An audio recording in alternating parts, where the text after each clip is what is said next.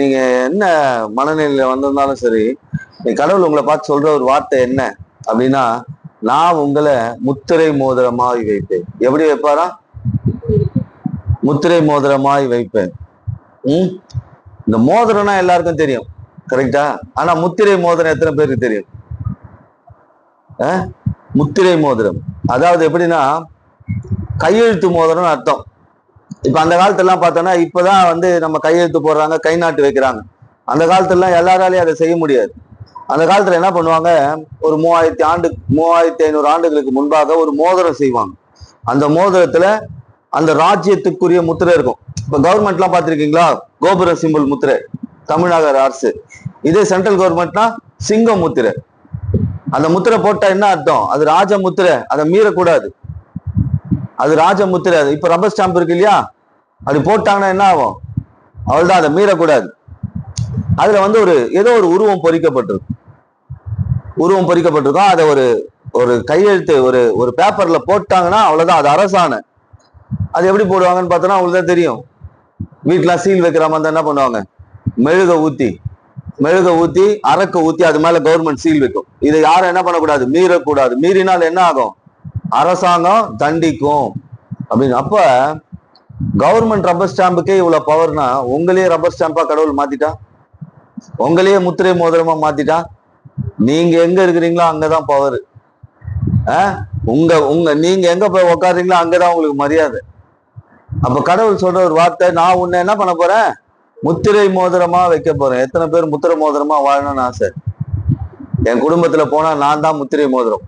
சொல்லுவாங்களே, குடும்பத்துல 50 பேர் உட்காந்து இருப்பாங்க. அந்த இடத்துல தெரியும் குடும்பத்துல ஒருத்தர் போலீஸா இருக்காருன்னு வச்சுக்கோங்க. அங்க போனாருன்னா என்ன மரியாதை கிடைக்கும்? அதுதான் ரப்பர் ஸ்டாம்பு, உலக ரப்பர் ஸ்டாம்ப் அது. அப்ப கடவுளுடைய அடையாளம் பெற்றவர்கள் எங்க போனாலும் அவர்களுக்கு ஒரு தனி மரியாதை இருக்கும். அதுதான் முத்திரை மோதிரமா ஆண்டவர் வைப்பேன்னு சொன்னார்.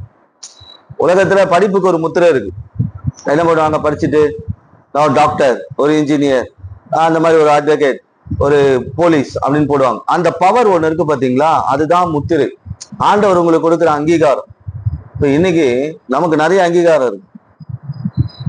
கணவன் மனைவிக்கு அங்கீகாரம், மனைவி கணவனுக்கு அங்கீகாரம், 2 பேரும் பிள்ளைகளுக்கு அங்கீகாரம். அப்ப கடவுள் சொல்றாரு, நான் முத்திரை மோதிரமா உன்னை வைப்பேன் அப்படின்னா, நீ இனிமே போற இடத்துல எல்லாம் மேன்மையா இருக்க போறன்னு அர்த்தம். ஒரு கவர்மெண்ட் ரப்பர் ஸ்டாம்ப் நம்ம கையில கிடைச்சதுன்னா என்ன, இதை வச்சு நீ என்ன பண்ணிக்க போன யாராவது கொடுத்தா என்ன பண்ணுவீங்க? ரப்பர் ஸ்டாம்ப் போட்டா அவ்வளவுதான். இந்த ரப்பர் ஸ்டாம்ப் போட்டு இந்த வீட்டு வாசப்படில ஒட்ட நீ வீடு காலி பண்ணியா ஆகணும். இந்த ரப்பர் ஸ்டாம்ப் போட்டு வேலையில இது பண்ணா நீ வேலையை விட்டு போய் தான் ஆகணும். அந்த அளவுக்கு ஒரு மரியாதை. அப்ப கடவுள் அந்த மாதிரி உங்களை வைப்பேன்னு சொல்றாரு ஆண்டு. இது வரைக்கும் நீ எப்படி இருந்தியோ, இனிமே நீ எப்படி இருக்க போற? முத்திரை மோதிரமா இருக்க போற.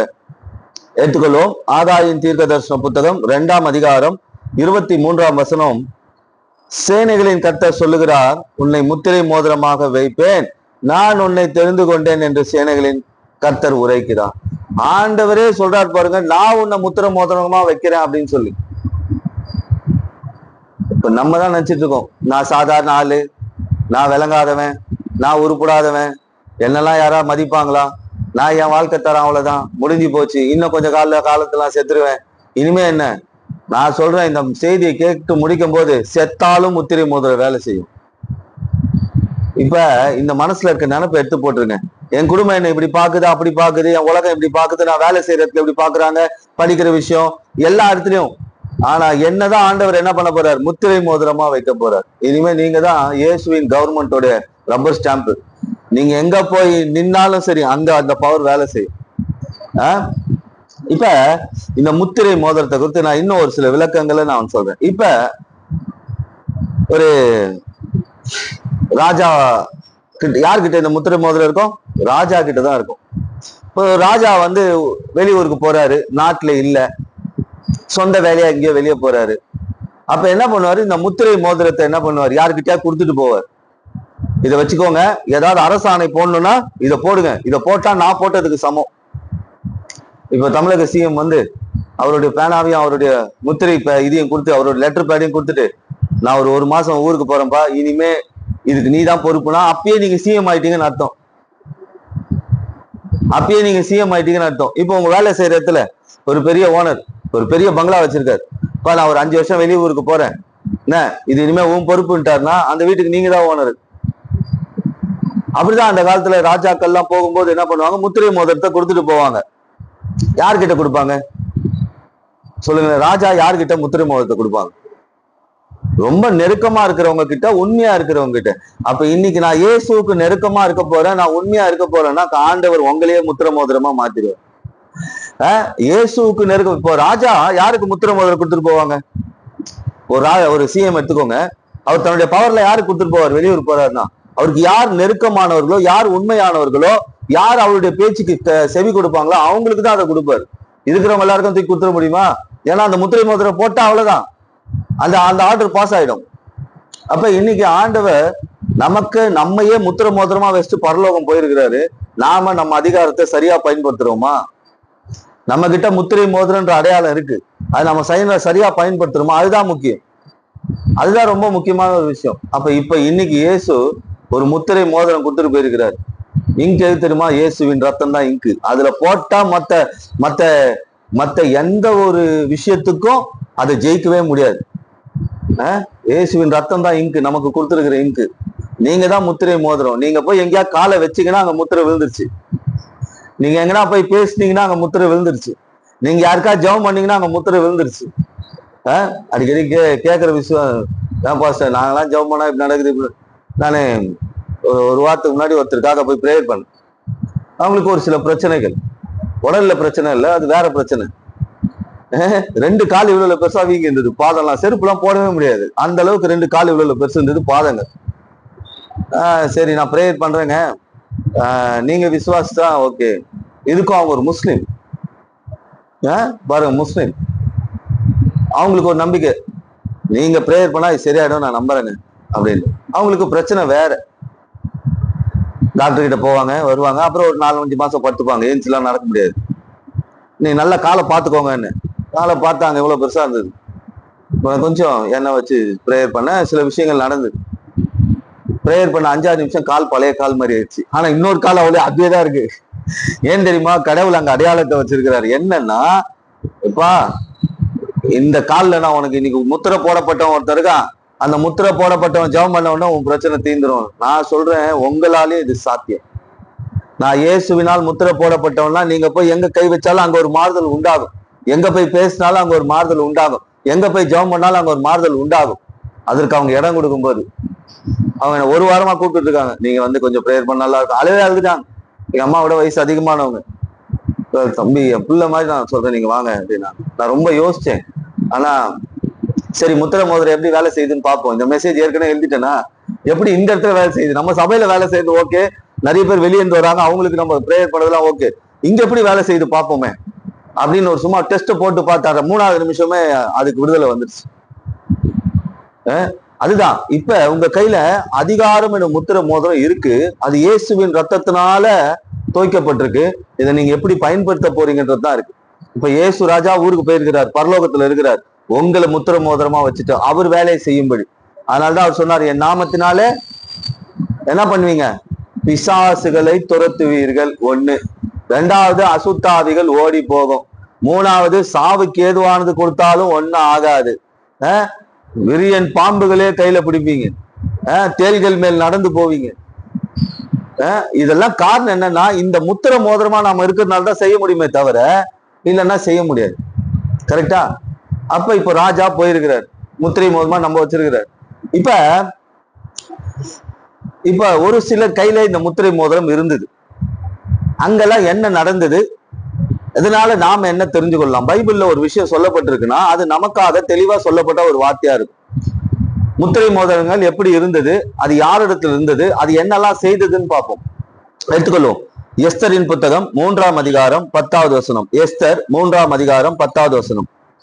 ராஜா தன் கையில் இருக்கிற தன் மோதிரத்தை கழற்றி யூதரின் சத்ருவாகிய ஆமானிடத்தில் கொடுத்தான்.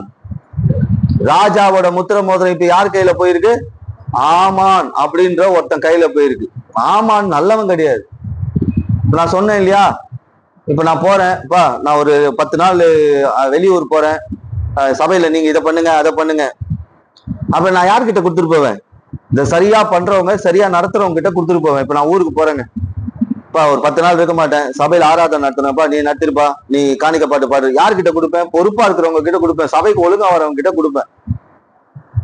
அப்படிதானே? அப்படிதான் ராஜா எங்கேயோ போறாரு, யார்கிட்ட கொடுத்துட்டாரு தெரியுமா? ஆமான் கிட்ட கொடுத்துட்டாரு. இவன் பயங்கரமான ஆள், இவன் மோசமானவன்.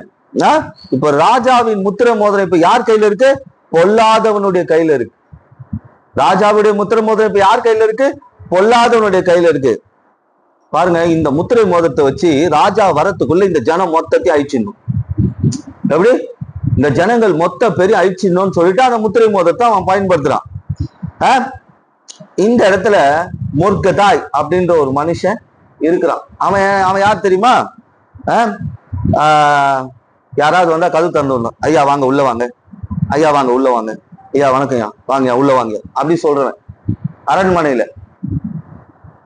பாருங்க, தவறானவன் கையில ஒரு முத்திரை மோதிரம் போயிருச்சு. அந்த முத்திரை மோதிரத்தை வச்சு என்ன வேணா பண்ண முடியும். இன்னைக்கு உங்க குடும்பத்துக்கு விரோதமா, உங்க வாழ்க்கைக்கு விரோதமா, உங்களுடைய எதிர்காலத்திற்கு விரோதமா, உங்கள் பிள்ளைகளுக்கு விரோதமா, உங்களுடைய நிலபுலங்களுக்கு விரோதமா யாராவது முத்திரை மோதிரத்தை பயன்படுத்தினா அது நிச்சயமா வேலை செய்யாது. இன்னைக்கு தவறானவங்க கிட்ட ஒரு முத்திரை மோதிரம் போயிடுச்சு. அந்த இடத்துல ஆமான் என்ற ஒரு மனுஷன் அதை பயன்படுத்த பாக்குறான். எல்லா ஜனங்களையும் அழிச்சுன்னு அந்த ராஜா வரத்துக்குள்ள எல்லாரையும் அழிச்சு போட்டுருணும். ஆனா இங்க ஆமான், இங்க முர்கதாயின்னு ஒரு மனுஷன் இருக்கான். அவன் நினைக்கிறான் இந்த ஜனங்கள் எல்லாம் அழிக்க போறானே இவன். ஆனா பாருங்க, இவன் ரொம்ப சூப்பரான ஆள். எஸ்தர் 3ஆம் அதிகாரம் 2ஆம் வசனம் வாசிச்சு பாருங்க. முர்கதாய் ராஜாவின் ஊழியக்காரர் எல்லோரையும் வணங்கி நமஸ்கரித்து வந்தான், ஆனால் ஆமானை மட்டும் வணங்கவில்லை, நமஸ்கரிக்கவில்லை. இவனுக்கு நல்லா தெரியும், நீ முத்திரை மோதிரமே வச்சிருந்தாலும் சரி, நான் உன்னை வணங்க மாட்டேன், ஏன்னா நீ சத்ரு. இப்ப அதிகாரம் இன்னொருத்தர் கையில போகுதுன்னு வச்சுக்கோங்க. கவர்மெண்ட்ல ஒரு அதிகாரம் இருக்கு, அந்த அதிகாரம் ஒரு சாதாரண ஆள்கிட்ட போகுது. அதுக்காக அங்க போய் ஐயா அப்படிலாம் பண்ண மாட்டாங்க. நீ எவ்வளவு பெரிய ஆளா இருந்தாலும் சரி, நான் வெறும் கது திறக்கிறது தான், ஆனா நீ சத்ரு, எங்களை அழிக்க நினைக்கிற சத்ரு, உனக்கு நான் வணங்கி போக மாட்டேன் அப்படின்னு நிக்கிறான். இந்த கேட் கீப்பர். அதே எஸ்தர் 3ஆம் அதிகாரம் 13ஆம் வசனத்துல இவன் இந்த ஆமானுடைய திட்டம் பாருங்க. ஒரே நாளில் சிறியோர், பெரியோர், குழந்தைகள், ஸ்திரீகள் ஆகிய சகல யூதரையும் அழித்து கொன்று நிர்மூலமாக்கவும் அவர்களை கொல்லவும் கட்டளை அனுப்பினான். முத்திரை மோதிரத்தை வச்சுட்டு இன்னைக்கு அனுப்புறான், லெட்டர் அனுப்புறான், எல்லாரையும் காலி பண்ணுங்க, குழந்தைங்களை கூட விட்டு வைக்காதுங்க. ஏதோ ஒரு வல்லமை, ஏதோ ஒரு செயல்பாடு உங்களுக்கு விரோதமா.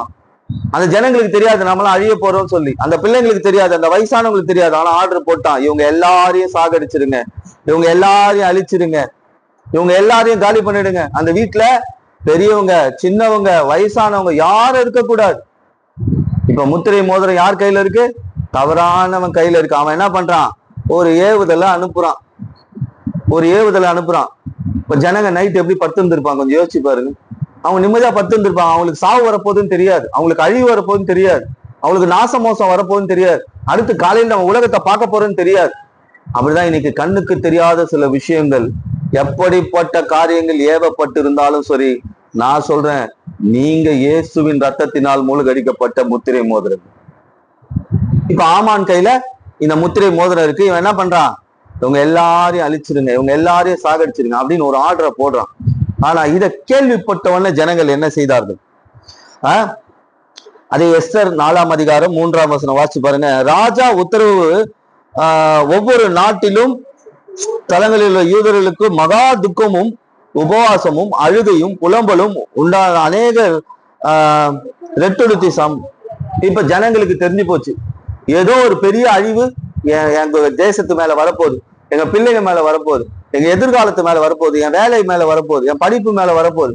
உடனே இதை கேள்விப்பட்டவனு தூக்கம் வருமா? இப்போ தமிழகத்தின் மேல ஈரானுடைய குண்டு 4 திசை திரும்பி இருக்கிறது, இன்னும் 3 மணி நேரத்தில் தமிழகத்தை தாக்கும் அப்படின்னா நீங்க எல்லாம் என்ன பண்ணுவீங்க? எங்கேயோ அனுப்புன குண்டு, எங்கேயோ ஈரான் யார் மேலேயோ போட்ட குண்டு திசை திரும்பி நம் தமிழகத்தை நோக்கி வந்து கொண்டிருக்கிறது தலைப்பு செய்தி வருதுன்னு வச்சுக்கோங்க, என்ன பண்ணுவீங்க? எல்லாம் நல்லவங்க அப்படிதான் சொல்லும். விஷயம் வந்த உடனே எல்லாம் அழ ஆரம்பிச்சுட்டாங்க, ஜெபம் பண்ண ஆரம்பிச்சுட்டாங்க, உபவாசம் பண்ண ஆரம்பிச்சுட்டாங்க. ஏன் தெரியுமா? இவங்களுக்கு நல்லா தெரியும், வர குண்டை சமாளிக்க எங்களால முடியாது, எங்களுடைய ஜபங்களால முடியும். வரக்கூடிய அழிவை சமாளிக்க எங்களால முடியாது, எங்களுடைய விசுவாசத்தினால முடியும். எப்படிப்பட்டவன் எங்களுக்கு விரோதமா எப்படி ஒரு ஆணையை போட்டு இந்த ஜனங்களை சாகடிக்கலான்னு ஒரு ஏவுதலை பண்ணி வச்சாலும் இத என்னால சமாளிக்க முடியாது.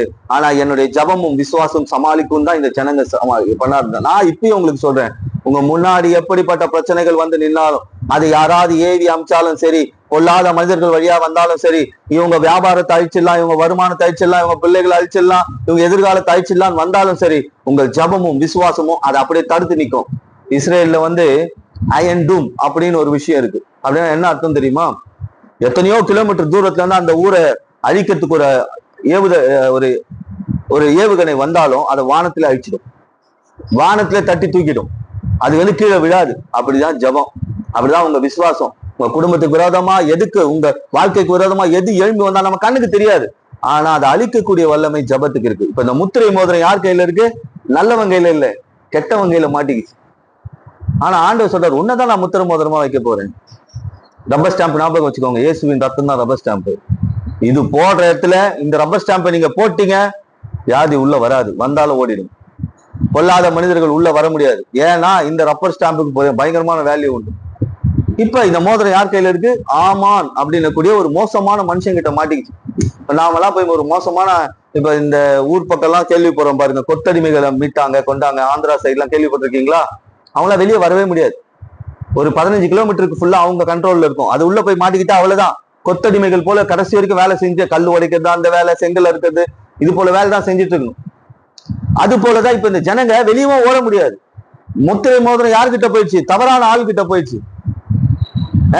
இப்ப இந்த ஜனங்க என்ன பண்ணாங்க? ஜெபம் பண்ண ஆரம்பிச்சாங்க. என்ன நடந்தது? இந்த முத்திரை மோதிரம் இதை தவறா பயன்படுத்தினால இது அவனையும் அழிச்சிருச்சு.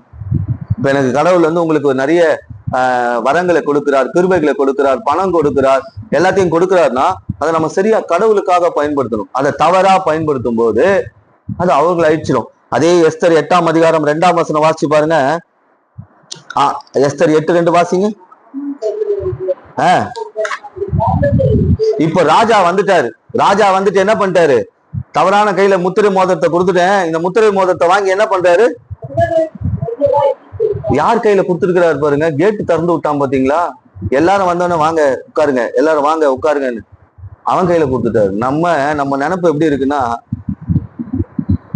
ஐயோ நான் இப்படி தாழ்த்தப்பட்ட இடத்துல இருக்கேன், என் வேலை எப்படி இருக்கு, எல்லாரையும் நான் கும்பிடுற இடத்துல இருக்கேன். அது நினைக்காதீங்க, நீங்க தான் முத்திரை மோதிரம், நீங்க தான் முத்திரை. நிறைய பேர் அதை யோசிப்பாங்க, நம்ம என்ன கேட்டு திறந்து விடணுமா, நம்ம என்ன இது பண்ணுமா அது பண்ணுமான்னு. அவங்களதான் கர்த்தர் முத்திரை மோதிரமா வைக்கிறார். சாதாரண கேட்டு திறந்து விட்டு எல்லாருக்கும் வணக்கம் சொல்லிட்டு இருந்தவன் அவன் கையில இப்ப என்ன போயிடுச்சு? முத்திரை மோதிரம் போயிடுச்சு. எந்த முத்திரை மோதிரத்தை வச்சு இந்த ஜனங்களை அழிக்கணும், இந்த ஜனங்களை ராஜா இல்லாத போது காலி பண்ணிடணும் நினைச்சானோ, அவன் கிட்ட இந்த மோதிரம் இப்ப யார் கையில வந்துருச்சு? வாசிங்க அந்த வசனத்தை.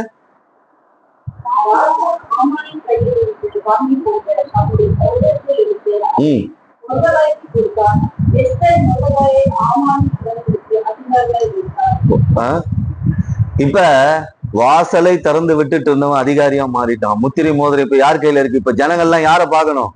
இவனதான் பார்க்கணும். எந்த இடத்துல விழுந்து கிடந்தாலும், எந்த இடத்துல தோற்று போனாலும், அதே இடத்துல ஒரு அதிகாரத்தை இயேசு கொடுக்க.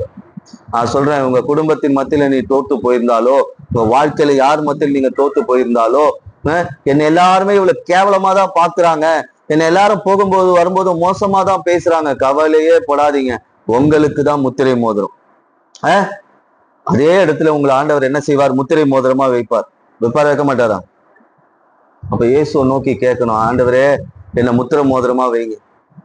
நான் ஒரு ஸ்தானங்களுக்குள்ள ஆசீர்வாதமா இல்ல, என்ன ஒரு முத்திரை மோதிரமா வைங்க. அதுதான் ஆண்டவர் ஆகாயில நான் பார்த்தோம். என்ன வாசிச்சோம்? ஆகாய 2ஆம் அதிகாரம் 23ஆம் வசனம். சேனைகளின் கர்த்தர் சொல்லுகிறார், உன்னை முத்திரை மோதிரமாக வைப்பேன், நான் உன்னை தெரிந்து கொண்டேன் என்று சேனைகளின் கர்த்தர் சொல்றார். இப்ப உங்களைதான் ஆண்டவர் தெரிஞ்சு வச்சிருக்கிறார் முத்திரை மோதிரமா வைக்கிறதுக்கு. முத்திரை மோதிரமா வைக்கிறதுக்கு உங்களதான் தெரிஞ்சிட்டு இருக்கு. நிறைய பேர் முத்திரையா மாத்துறாரு. சிலர் முத்திரையை எடுத்துட்டு என்ன பண்ணிடுறாங்க? அவங்க பாட்டு அவங்க வேலையை பார்த்துன்னு போயிடுறாங்க. அவங்க வேல்யூ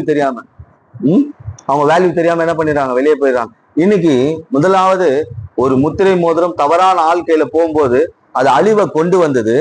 ஆனா ஜபம் ஜெயத்தை கொண்டு வந்தது. இப்ப சாதாரணமான ஒரு ஆள் அந்த தேசத்திற்கு அதிகாரியாய் மாற்றப்படுது. அப்ப ஒரு வாட்ச்மேன், ஒரு கேட் கீப்பர், எல்லாருக்கும் கதவை திறந்து விட்டு வாங்க உட்காருங்கன்னு சொன்ன ஒரு மனுஷனை ஆண்டவர் ஒரு முத்திரை மோதிரம் கொடுத்து ஒரு பெரிய ஸ்தானத்துக்கு உயர்த்த முடியும்னா, இன்னைக்கு உங்கள் வாழ்க்கையும் ஒரு முத்திரை மோதிரமாய் ஆண்டவரால மாற்றணும். இப்ப எத்தனை பேர் சொல்ல முடியும், நான் முத்திரை மோதிரம் தான். இயேசுவின் பார்வையில உலகம் எப்படி வேணா பார்க்கட்டும், என்ன ஆண்டவர் எப்படி வச்சிருக்கிறாரு? முத்திரை மோதிரமா தான் வச்சிருக்கிறார். இப்ப ரெண்டாவது ஒரு காரியத்தை நான் சொல்றேன். இப்ப முத்திரை மோதிரம் தவறானவன் கையில போச்சு, ஆனா சரியானவன் கையில மறுபடியும் வந்தது. இன்னைக்கு உங்க நிலைமையை பார்க்காதீங்க, இயேசுவை பாருங்க, உங்கள் வாழ்க்கை முத்திரை மோதிரமா மாறும். நீங்க தான் லோகோ. இப்ப நம்ம சர்ச்சுக்குன்னு ஒரு லோகோ போட்டிருக்கோம், ஒரு சிலுவை போட்டு, ஒரு பறவை போட்டு, புறா போட்டு, இது மாதிரி. இப்ப நிறைய சினிமாக்களுக்கு எல்லாம் பாத்தீங்கன்னா ஒரு லோகோ வரும், பாத்திருக்கீங்களா? ஏசியன் பெயிண்ட்ஸ், அவருக்கு சொன்னா புரியுன்னா ஜோயல் அப்படி வந்து ஒரு மாதிரி அப்படி முட்டை மாதிரி வந்து அப்படி வரும். அதை பார்த்தோன்னே இது ஏசியன் பெயிண்ட்னு கண்டுபிடிப்போம். கரெக்டா? அப்படிதானே? பெயிண்ட் எல்லாம் அந்த முத்திரையை பார்த்தோன்னே சொல்றீங்க இது ஏசியன் பெயிண்ட். இது என்ன பெயிண்ட்? Nippon paint. அந்த என் போட்டு மேல ஒரு புள்ளி இருக்கும், அது நிப்பான் பெயிண்ட். அந்த மாதிரிதான் இனிமே நீங்க எங்க போய் எவ்வளவு இடத்துல அதெல்லாம் அப்படி அடுக்கும் போதே பார்த்தோன்னே கண்டுபிடிச்சிடும்ல, இது நிப்பான் பெயிண்ட்டுப்பா, இது ஏசியன் பெயிண்ட்டுப்பா, இது வந்து இந்த பெயிண்ட்டுப்பா அப்படின்னு சொல்லி. அது அந்த லைன்ல இருக்கிறவங்களுக்கு தெரியும். அது போலதான் நீங்க எங்க போய் உட்காந்தாங்க, இயேசுவின் ட்ரேட்மார்க் முத்திரை மோதிரம் சொல்லும் நாட்கள் வரும்.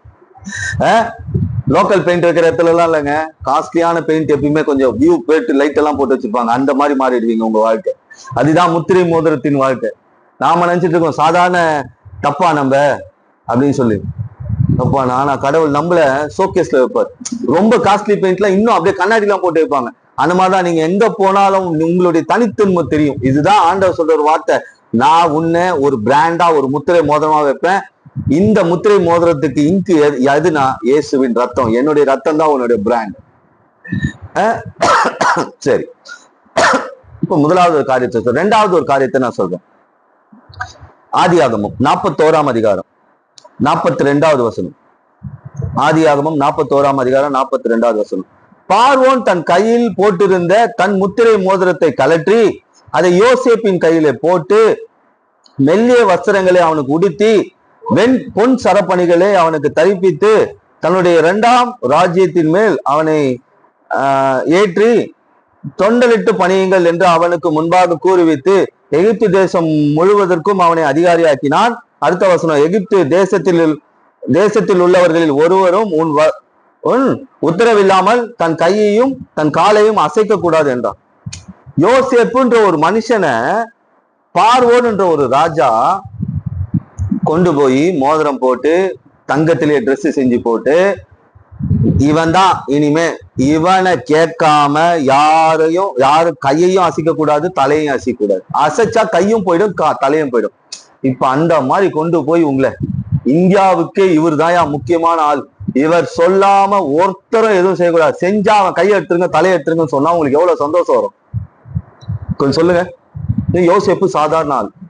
உன்னை கொண்டு போய் ஒரு பெரிய சிம்மாசனத்தை உட்கார வச்சுட்டு கையில முத்திரை மோதிரத்தை போட்டு வஸ்திரத்தை போட்டு கழுத்துல செயினை போட்டு இவனை கேட்காம நீங்க கையை அசைச்சாலோ தலையை அசைச்சாலோ எடுத்துருங்க தலையை அப்படின்னு ஒரு ராஜா உத்தரவு போட்டாருன்னா உங்க நிலைமை எப்படி இருக்கும்?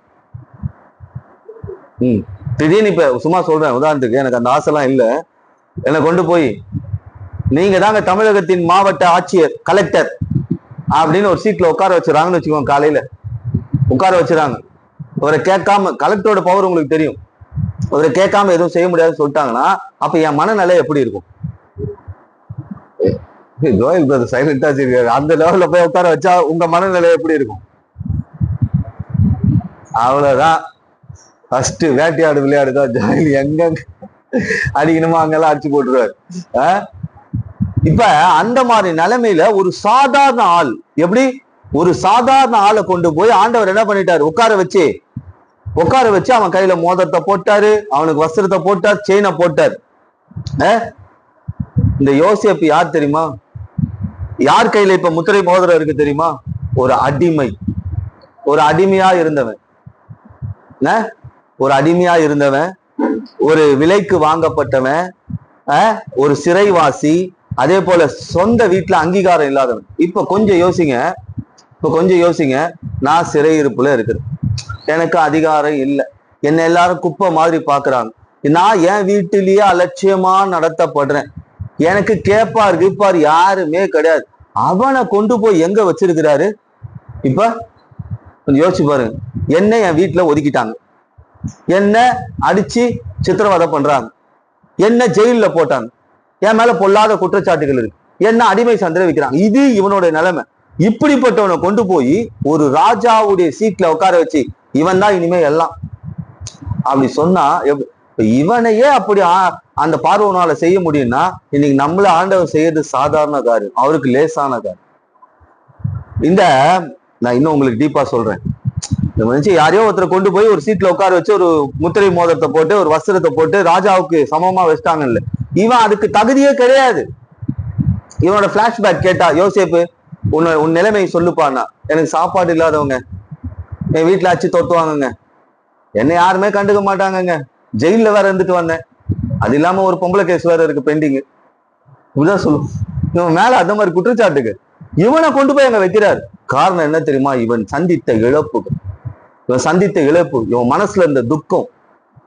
இன்னைக்கு உங்க மனசுல கொஞ்சம் யோசிச்சு பாருங்க. தேவையில்லாத குற்றச்சாட்டு, தேவையில்லாத சிறையிருப்பு, தேவையில்லாத நெருக்கடி, தேவையில்லாத மனிதர்களுடைய ஆளுகத்தன்மை. ஆனா நான் சொல்றேன், ஆண்டவர் நீங்க விசுவாசிக்கும் போது உங்கள் வாழ்க்கையை தான் முத்திரை மோதிரமா மாத்த போறார்.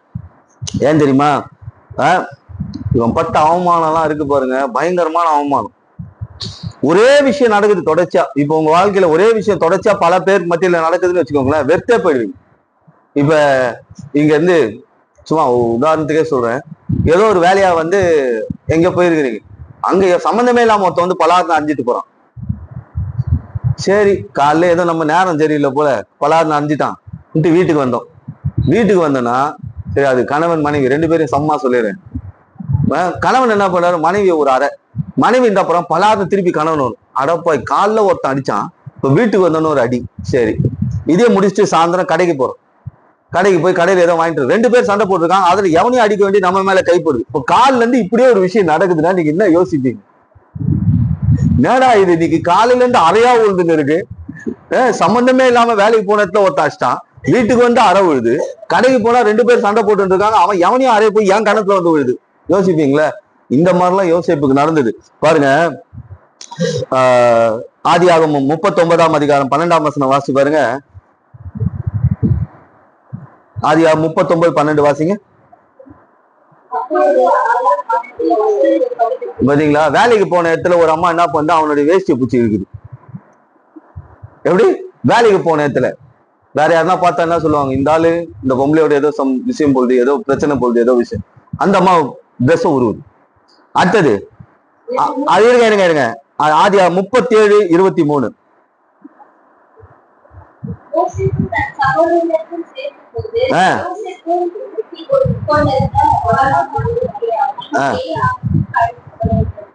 அவன் அந்த பொம்பளை தான் உருவுதுன்னு பார்த்தா சகோதரர்கள் ட்ரெஸ் உருவுறாங்க. எப்படி? அந்த பொம்பளை தான் இந்த காரியம், சகோதரர்கள் கூட பிறந்தவங்க. அதே ஆதியாகமம் 41:14.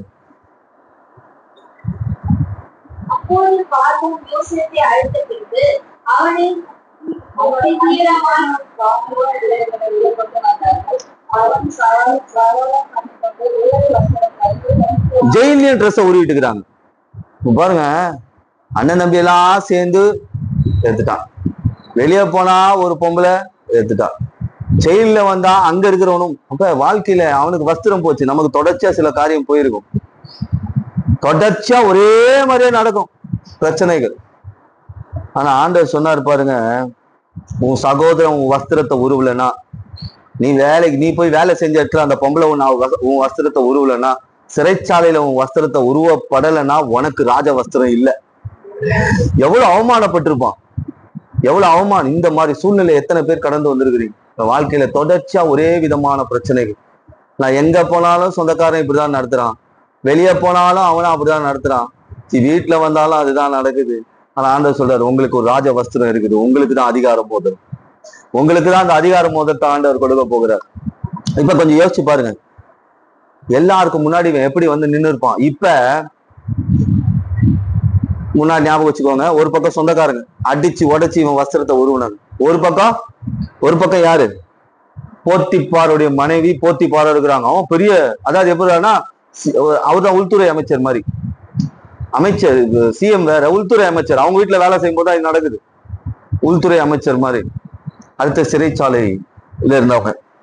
இப்ப பாருங்க, எல்லாருக்கும் முன்னாடி பார்வோன் சொன்ன ஒரு வார்த்தை, எல்லாரும் பார்க்கும்படி இவனுக்கு வஸ்திரத்தை போட்டு மோதிரத்தை போட்டார். இதுதான் ஆண்டவராகிய இயேசுவின் அன்பு. நீங்க யாரால அவமானப்படுத்தப்பட்டீங்களோ, எங்க நிந்திக்கப்பட்டீங்களோ, யாரு முன்னாடி தலை குஞ்சு நின்னீங்களோ, அவங்க முன்னாடி உங்களை தலை நிமிர செய்யறவர் தான் இயேசு. பாருங்க, அவனுக்கு வஸ்திரத்தை போட்டு மோதிரத்தை போறாங்க. கொஞ்சம் யோசிச்சு பாருங்களேன், அவன் எப்படி யோசிச்சிருப்பான். ஏய் நீ மோதிரம் போட்டாங்க, இனிமேதான் இருக்கு வேட்டை. யாரெல்லாம் என்னை அவமானப்படுத்துறாங்களோ, யாரெல்லாம் என்ன நிந்திச்சாங்களோ எல்லாரையும் வழி பண்றேன். இதுக்கும் ராஜா ஃபுல் பவர் கொடுத்துட்டாரு. இவனுடைய உத்தரவு இல்லாம கையை அசைச்சாலோ தலையை அசைச்சாலோ பட்டுன்னு எடுத்துருவோம். இவன் நினைச்சிருந்தா என்ன பண்ணிருக்கலாம்? ஃபர்ஸ்ட் வாங்கடா தம்பிகளா வாங்க, நீங்க தானே ஆரம்பிச்சு வச்சீங்க வஸ்திரத்தை எடுக்கிற வேலை. என்கிட்ட சொத்தை எடுத்தீங்க, என்கிட்ட இருந்து மரியாதை எடுத்தீங்க, என்கிட்ட இந்த கௌரவத்தை எடுத்தீங்க. வா, மொத்தத்தையும் நான் வச்சு செய்யறேன். இப்ப மொத்தமா என் கண்ட்ரோல்ல இருக்கு. அடுத்தது போத்திபார் பொண்டாட்டி யாருங்க, வாங்க கொஞ்சம் முன்னாடி. அந்த அம்மா எவ்வளவு பெரிய ஸ்தானம், வாங்க வாங்க, நீங்க தான் இந்த வேலையை பாத்தீங்க. அடுத்தது அவங்களுக்கு, அடுத்தது ஜெயில இருக்கிற எவன் இந்த வஸ்திரத்தை தாவா, அவனெல்லாம் சவுக்கால அடியுங்கள். ஆனா இவன் அதை செய்யவே இல்லை. அவன் இன்னும் உயர்வை நோக்கி கொண்டு இருந்தான். ஆண்டவர் பாருங்க, இவனை உயர்த்த ஆரம்பிச்சுட்டாரு. ஆனா இந்த முத்திரை மோதிரம் வேற சும்மா கூட விடலைங்க. இவன் கையில இந்த அதிகாரம் எல்லாம் கொடுத்துட்டாரு. ஆண்டவர் என்ன பண்ணிட்டாரு, இவனுக்கு பார்வோனை கொண்டு ஒரு அதிகாரத்தை கொடுத்துட்டாரு. அதோட முடியல. ஆதியாகமம் 50ஆம் அதிகாரம் 24 இருந்து 26 வசனங்கள். யோசேப்பு தன் சகோதரி நோக்கி, நான் மரணம் அடைய போகிறேன், நீங்கள் இந்த தேசத்தை விட்டு போகும்பொழுது ஆபிரகாம் ஈசாக்கு யாக்கோப்புக்கு ஆணையிட்டு கொடுத்த தேசத்திற்கு என் எலும்புகளை கொண்டு செல்லுங்கள் என்றான். யோசேப்பு 140 வயது உள்ளவனாய் மரித்தான். அவனை சுமந்து கொண்டு எகிப்திலே ஒரு வெட்டியிலே வைத்தார். பாருங்க, யாரெல்லாம் அவமானப்படுத்தினாங்களோ, யாரெல்லாம் நிந்திச்சாங்களோ, யாராலெல்லாம் இவன் கஷ்டப்பட்டானோ அவங்க எல்லாம் இப்ப அவன் காலுக்கீழே சகோதரர்கள்லாம் வந்து நின்ட்டாங்க. வேற ஒண்ணும் பண்ண முடியல. ஆனா இவன் என்ன தெரியுமா சொல்றான், நான் செத்துட்டா, நான் செத்துட்டா, எகிப்தில் செத்துட்டா, என்னை இங்க அடக்கம் பண்ணாதீங்க.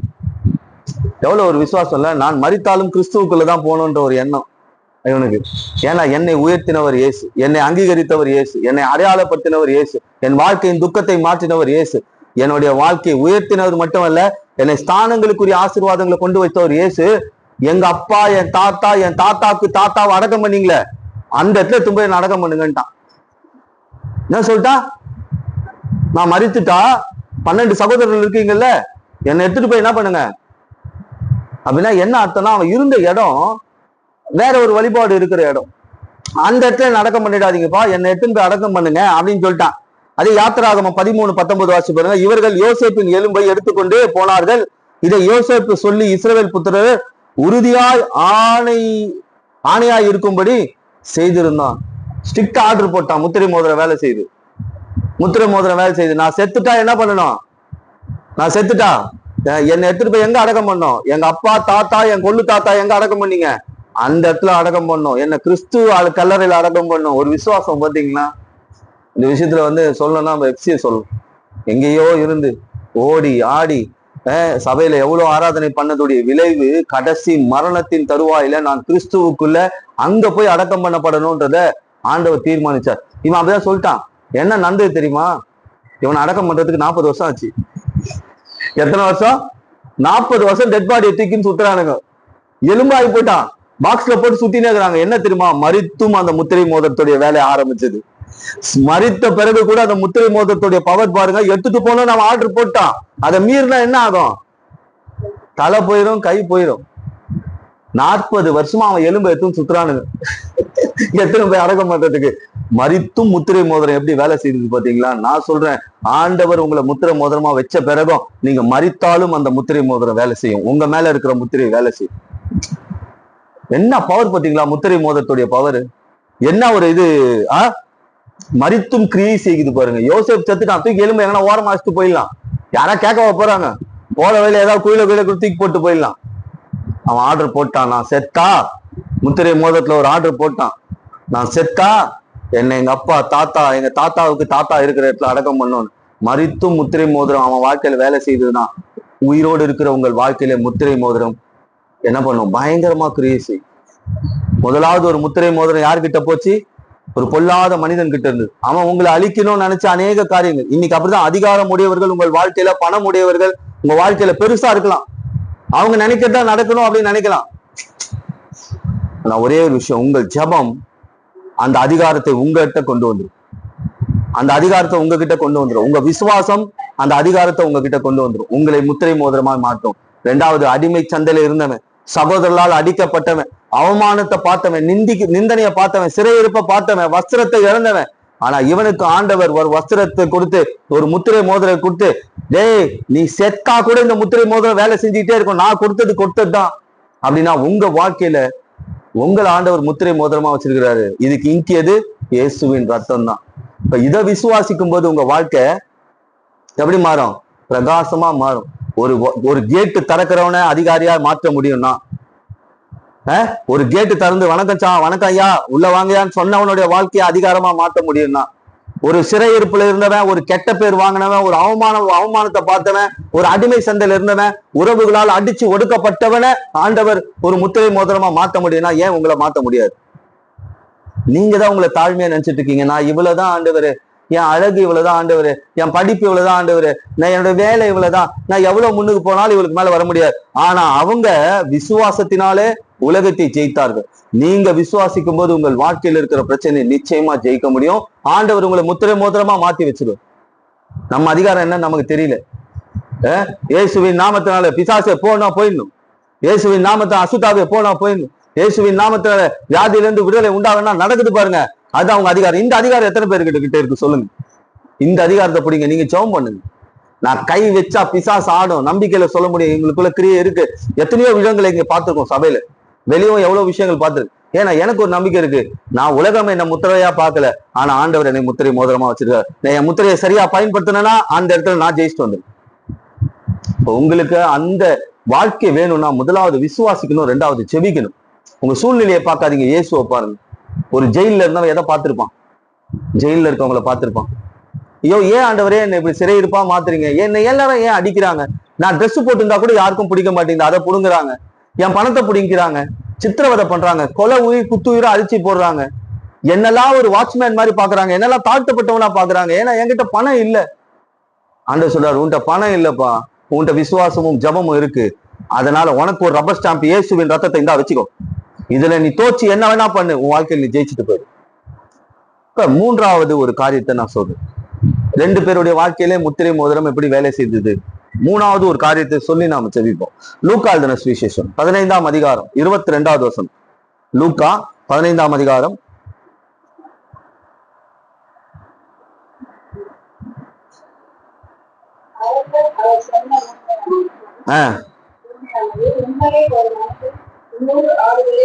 'லூக்கா தகப்பன் தன் ஊழியக்காரனை நோக்கி உயர்ந்த வஸ்திரத்தை கொண்டு வந்து மோதிரத்தையும் போடுங்கள், அடுத்தது கொழுத்த கன்றை கொண்டு வந்து அடியுங்கள், நாம் புசித்து என் குமாரனாக இவன் மரித்தான், திரும்ப உயிர்ப்பித்தான், காணாமல் போனான், திரும்ப காணப்பட்டான். ஒரு பையன் அப்பாவுக்கு 2 பிள்ளைங்க இருக்காங்க. 2 பிள்ளைங்க இருக்காங்க. ஒரு பிள்ளை என்னமோ அப்பா கூடயே இருக்கிற பிள்ளை, அம்மா கூடயே இருக்கிற பிள்ளை. ஒரு பிள்ளை எப்படி தெரியுமா, கூடதான் இருந்தது, அதுக்கப்புறம் கொஞ்சம் திமிரு வந்துருச்சு, கொஞ்சம் ஆணவம் வந்துருச்சு.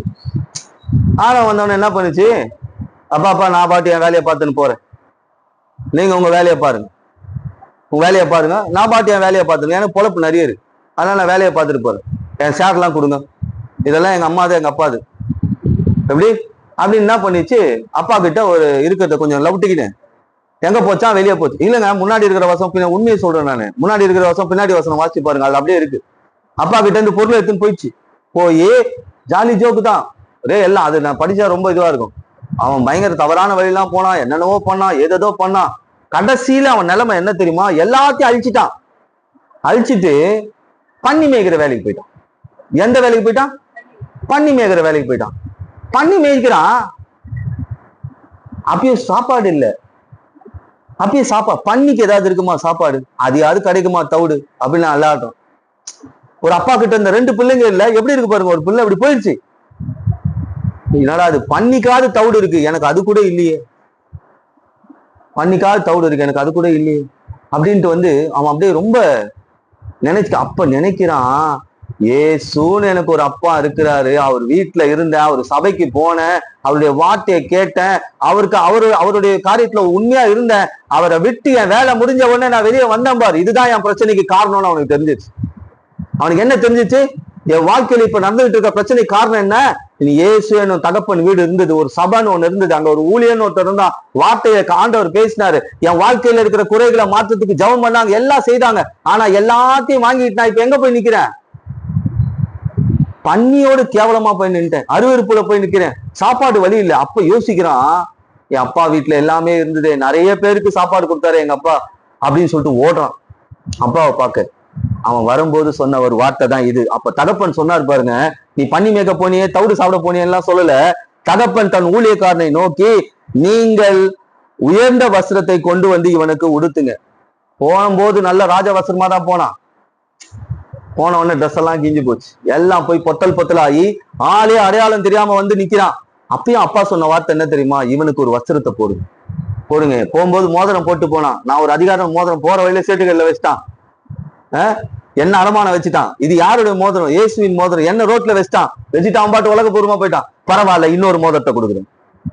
இதுதான் இயேசுவின் அன்பு, இதுதான் இயேசுவின் அன்பு. மோதிரத்தை கொடுத்து விருந்து பண்ணுப்பா. பண்ணி தவிடு கிடைக்குமான்னு பார்த்தவனுக்கு இப்ப கொளுத்தா பீஃப் சாப்பாடு, மட்டன் சாப்பாடு, சிக்கன் சாப்பாடு எல்லாத்தையும் ரெடி பண்ணி ஒண்ணுமே பண்ணல. தூரத்துல வரும்போதே பார்த்துட்டாரான் அப்பா. அவன் தூரத்துல வரான், என் பிள்ளை அலங்கோலமா போய் வருது. இன்னைக்கு நான் அடிக்கடிக்கு சொல்ற ஒரு விஷயம், திருச்சபை எனும் வீடு, அவருடைய வார்த்தை, அவருடைய ஜெபம், இது எல்லாம் இருக்கும்போது என் வாழ்க்கை ராஜ மோதிரமா, முத்திரை மோதிரமா, அலங்காரமா இருக்கும். இதை விட்டுட்டு நான் கொஞ்சம் கொஞ்சமா, ஒரே அடியா போறது இல்லை, கொஞ்சம் கொஞ்சமா போய் ரொம்ப தூரம் போன பிறகு அங்க ஒரு நெருக்கடி வரும். அப்ப ஆண்டவர் எல்லாத்தையும் அப்படிதான் இந்த பிள்ளை வந்தான், இளையகுமாரன் வந்தவனுக்கு அவர் என்ன பண்ணாராம்? ஒரு மோதிரத்தை கொடுத்தார். நான் இப்பயும் சொல்றேன், நான் இயேசுவை விட்டு ரொம்ப தூரமா இருக்கிறேன், ஜபத்துல ரொம்ப தூரமா இருக்கிறேன், ஆராதனைல ரொம்ப தூரமா இருக்கிறேன், நான் கர்த்தருக்காக செய்ய வேண்டிய காரியங்கள்ல ரொம்ப தூரமா இருக்கிறேன், சபையை விட்டு இல்ல, கர்த்தருடைய வார்த்தை விட்டு ரொம்ப தூரமா இருக்கிறேன், கடவுளுக்கு நான் கொடுக்க வேண்டிய காணிக்கை காரியத்துல ரொம்ப தூரம் போயிட்டேன். ஆனா இன்னைக்கு நீங்க உங்க பார்வை இயேசுக்கா திருப்பும்போது உங்களுக்கு ஒரு முத்திரை மோதிரம் இருக்கு, உங்களுக்கு ஒரு அதிகாரம் இருக்கு, உங்களுக்கு ஒரு ராஜ மேன்மை இருக்கு. அந்த ஊர்க்காரங்க எப்படி பார்த்திருப்பாங்க சொல்லுங்க? ஒரு பணக்கார வீடு, அந்த வீட்டுல இருக்கிற 2 பிள்ளைல ஒரு பிள்ளை வீட்டுல இருந்து பகிரங்கமா வெளியே போகுது. அந்த ஊர்க்காரங்க என்ன பேசியிருப்பாங்க? இந்த அப்பா இந்த பிள்ளைய எப்படியெல்லாம் பார்த்தாயா, எப்படியெல்லாம் தூக்கி வளர்த்தாயா, இந்த பிள்ளை பேசுமா பேசாதா, இந்த பிள்ளை வளருமா, இந்த பிள்ளைக்கு ஏதாவது உடம்புல ஏதாவது வந்துருமான்னு எப்படியெல்லாம் பார்த்து வளர்த்தான். வளர்த்த பிறகு அந்த சுயநமான பிள்ளை அப்பாவை திட்டிட்டு அப்பா கிட்ட இருந்து எடுத்துட்டு போன விஷயம் இல்ல, அங்க இருக்கிறவங்க எல்லாம் அந்த தகப்பனை எப்படி பேசியிருப்பாங்க இல்லையா? ஒரு பழமொழி சொல்லுவாங்களே, என்ன பழமொழி? பெத்த மனம் பெத்து பிள்ளை மனம் கல்லு. எவ்வளவு பேர் அந்த தகப்பன் அந்த வழியில போகும்போது வரும்போது கிண்டல் பண்ணிப்பான். ஆனா தகப்பனுடைய அன்பு பாருங்க, அவன் கெட்டு நொந்து வரான்னும் போது, வாப்பா என்னடா ஆச்சு, போனி இப்படி ஆச்சு அப்படிலாம் கேட்கவே அது ஒரு தரம் தான், அடிக்கடிக்கு போயிட்டு வரவங்களுக்கு எல்லாம் கிடையாது. இது அடிக்கடிக்கு ஆண்டவே போறது வர்றது 6 மாசம் போறது அதுக்கெல்லாம் கிடையாது. இது ஒரு மனம் திரும்புது. இன்னைக்கு நான் சொல்றேன், இந்த ஒரு எங்கேயோ வாழ்க்கையில நான் ஏதோ ஒரு எல்லைக்கு போயிட்டேன், இனிமே என் வாழ்க்கையில பண்ணி தின்ற தீவனம் கூட கிடைக்காது. என் வாழ்க்கையில ஒரு பெரிய போராட்டம், நெருக்கடி, அவமானத்துக்குள்ள போயிட்டேன். ஆனா எனக்குன்னு ஒரு வீடு இருக்காது, என் இயேசுவின் வீடு. என் இயேசு என்ற தகப்பன் ஒருத்தருக்காரு. அவர்கிட்ட நான் போகும்போது என் பழைய வாழ்க்கை எல்லாம் மாற்றப்படும். என்னையும் அவருக்கு மோதிரம். பையன் வந்தா என்ன பண்ணுவாங்க? குளிப்பா, சாப்பிடுப்பா, ஏதோ ஒன்று சாப்பிடுப்பா, அப்புறம் பேசிக்கலாம்ப்பா அப்படிதான் சொல்லுவாங்க. அவர் பாருங்க, காலுக்கு செருப்பு போட்டுப்பா, செருப்பு போட்டு போனேன், வழியிலேயே செருப்பை விட்டுட்டேன். நல்ல துணி போட்டுட்டு போனேன், வழியிலேயே துணியை விட்டுட்டேன். மோதிரம் ஏற்கனவே கொடுத்து அமிச்சேன், அதையும் விட்டுட்டேன். இன்னைக்கு இதெல்லாம் இல்லாம வந்திருக்க, நீ என்கிட்ட வரும்போது இது மறுபடியுமா நான் உனக்கு தருவேன்றான். அப்ப பாருங்க, இந்த முத்திரை மோதிரம் இவனுடைய வாழ்க்கையின் தரத்தையே மாத்திருச்சு. அங்க முத்திரை மோதிரம் என்ன பண்ணுச்சு? முத்திரை மோதிரம் முதலாவது சொன்னேன், ஜபமும் விசுவாசமும் சேர்ந்த அந்த முத்திரை மோதிரம் ஒரு கேட் கீப்பர், ஒரு வாட்ச்மேன், எல்லாராலையும் மேலையும் கீழே பார்க்கப்பட்டவனுடைய வாழ்க்கையை உயர்த்துச்சு. இன்னொருத்தன் முத்திரை மோதிரம் ஒரு சிறைச்சாலைக்கு போனவன், பொல்லாத குற்றச்சாட்டு, அடி, அவமானம், நிந்தனை, சகோதரர்களால் ஏமாற்றப்பட்டவன், அவன் அந்த முத்திரை மோதிரம் தூக்கி போய் அதிகாரத்துல உட்கார வச்சது. செத்தா அவனது முத்திரை மோதிரம் வேலை செஞ்சது. இன்னைக்கு எல்லாத்தையும் இழந்துட்டு சமாதானம், நிம்மதி, சந்தோஷம், ஆரோக்கியம், பொருளாதார விஷயம் எல்லாத்தையும் இழந்து நான் ரொம்ப தூரம் போயிட்டேன். ஆனா ஒரே ஒரு விஷயம், என் தகப்பனுடைய வீடு இருக்கு, இயேசுவின் வீடு. நான் அதுக்கு மறுபடியுமா போகும்போது நான் இழந்த எல்லாவற்றையும் அவர் தர காத்திருக்கு. இப்ப முத்திரை மோதிரம் உங்கள் வாழ்க்கையில இழந்த காரியங்களை மறுபடியும் மாற்று. இன்னைக்கு முத்திரை மோதிரம், நாம தான் முத்திரை மோதிரம், இயேசுதான் இங்கு பேடு, இயேசுவின் ரத்தம் தான் இங்கு பேடு. இது ரெண்டும் ஒன்றா சேர்ந்தால் ராஜ முத்திரையாய் நீங்கள் வாழ்வீர்கள். இப்ப இன்னைக்கு இயேசுவும் நானும் ஒன்னா சேரும்போது என் வாழ்க்கை ராஜ முத்திரையாய் மாற்றப்படும். இவர்களுடைய வாழ்க்கையை மாற்ற முடிந்த இயேசு உங்கள் வாழ்க்கையை மாற்றுவது லேசான காரியம். கேளும், கண்களை மூடி இன்னைக்கு ஆண்டவர்ல ஒப்பு. இன்னைக்கு நீங்க எந்த முத்திரை மோதிரமா இருக்கிறீங்க? இல்ல உங்க முத்திரை மோதிரம் எவன்கிட்டயாவது இருக்கா? எவனாவது உங்களை ஆளுகை செஞ்சுட்டு இருக்காங்களா? இன்னைக்கு ஆண்டவருக்கு நாம ஒப்பு கொடுப்போம், சொல்லிப்போம். நேசு நடத்து மண்மின் பரலோக பிதாவே, இந்த ஆசீர்வதிக்கப்பட்ட நாள்ல கூட அந்த உன்னை முத்திரை மோதிரமாய் வைப்பேன் என்று சொல்லியிருக்கேன். முத்திரை மோதிரம் இயேசுவின் ரத்தத்தினால் தோய்க்கப்பட்ட முத்திரை மோதிரம், தெரிந்து கொள்ளப்பட்ட முத்திரை மோதிரம். இந்த முத்திரை மோதிரம் ஒரு சாதாரண ஒரு வாசல் காவலாளி ஒரு அதிகாரத்திற்கு உயர்த்தது. காரணம் விசுவாசமும் ஜபம். பொல்லாதவன் கையில் இருந்த அழிவு உண்டு பண்ண அந்த முத்திரை மோதிரத்தை இயேசுவானவர் ஒரு சாதாரண மனிதனுடைய கையில கொடுத்து அந்த தேசத்திற்கு அதிபதியாய் மாற்ற. இன்றைக்கும் பொல்லாத வல்லமைகள் தங்களுக்குள் இருக்கும் அதிகாரம் எனும் முத்திரை மோதிரத்தை பயன்படுத்தினாலும் இயேசு ஒருவர் இருக்கிறார். அவர் எனக்கு அவருடைய ரத்தத்தினால என்னை முத்திரை இட்டிருக்கிறார். நான் அவருடைய கையில இருக்கிற முத்திரை மோதிரம். உலகம் என்னை எப்படி வேணாலும் பார்க்கட்டும், ஆனால் நான் முத்திரை மோதிரமா இருக்கிறேன். ஒரு சிறையிருப்புல இருந்தவன், சகோதரனால் நிந்திக்கப்பட்டவன், அவமானப்படுத்தப்பட்டவன், தள்ளப்பட்டவன், அதே போல் வஸ்திரங்களை உறிந்து எடுக்கப்பட்டவன், ஒரு அடையாளம் இல்லாத ஒரு வாழ்க்கை வாழ்ந்தவனுடைய வாழ்க்கையில ஒரு அதிகாரம் எனும் முத்திரை மோதிரம் கொடுக்கப்பட்டவனே அவன் தேசத்திற்கு அதிபதியாய் மாறினான். அவன் மரித்தும் 40 வருடம் அவனுடைய அதிகாரம், எலும்புகளை சுமக்கக்கூடிய அதிகாரத்தை அந்த முத்திரை மோதிரம் செய்தது. தகப்பனை விட்டு ரொம்ப தூரம் போன பிள்ளை, விசுவாசத்தை விட்டு போன பிள்ளை, ஜபத்தை விட்டு போன பிள்ளை, ஆராதனை விட்டு போன பிள்ளை, கிருபையை விட்டு போன பிள்ளை, செழிப்பை விட்டு போன பிள்ளை, ஒன்றுமில்லாது திரும்பி வரும்பொழுது அவனுக்கும் ஒரு முத்திரை மோதிரத்தை கொடுத்து, வஸ்திரத்தை கொடுத்து அலங்கரித்த எங்கள் தெய்வமாகி இயேசுவானவர் இந்த நாள்ல வந்திருக்கிற பிள்ளைகளுடைய வாழ்க்கையில எந்த முத்திரையை இழந்திருக்கிறார்கள், எந்த அதிகாரத்தை இழந்திருக்கிறார்கள், எந்த அதிகாரத்தை பெற்றுக்கொள்ள காத்திருக்கிறார்கள், உலகபூர்வமான முத்திரை மோதிரம் இவர்களுடைய வாழ்க்கையில கிரியை செய்யுமானால் இனி வரப்போகும் நாட்கள்ல இவருடைய விசுவாசம், ஜபம், இவருடைய அர்ப்பணிப்பு, இவர்களே முற்றை மோதிரமாய் இந்த குடும்பத்தின் மத்தியில, சமுதாயத்தின் மத்தியில, இந்த தேசத்தின் மத்தியில கர்த்தர் வைப்பேன் என்று வாக்கு பண்ணியிருக்கிறார். அப்படியாய் ஆகட்டும். ஒவ்வொரு பிள்ளைகளும் ஒவ்வொரு முத்திரை மோதிரமாய் இருக்கட்டும். இயேசுவின் ரத்தத்தோடு சேர்க்கப்பட்ட இந்த முத்திரை மோதிரம் ராஜ்யத்தின் மேன்மையை அனுபவிக்கட்டும் என்று நான் ஆசீர்வதிக்கிறேன். வந்திருக்கிற பிள்ளைகள், வர முடியாத பிள்ளைகளுடைய வாழ்க்கையிலும் இந்த வார்த்தை கிரியை செய்யட்டும். கர்த்தர் அப்படி செய்ய போவதற்காக நன்றி. கர்த்தருடைய கருத்துல ஒப்பு கொடுக்கிறோம். பொறுப்பெடுத்துக் கொண்டு ஆசீர்வதிக்கிறோம். இயேசுவின் நாமத்தால் ஜெபித்து ஜெயம் எடுக்கிறோம் பிதாவே.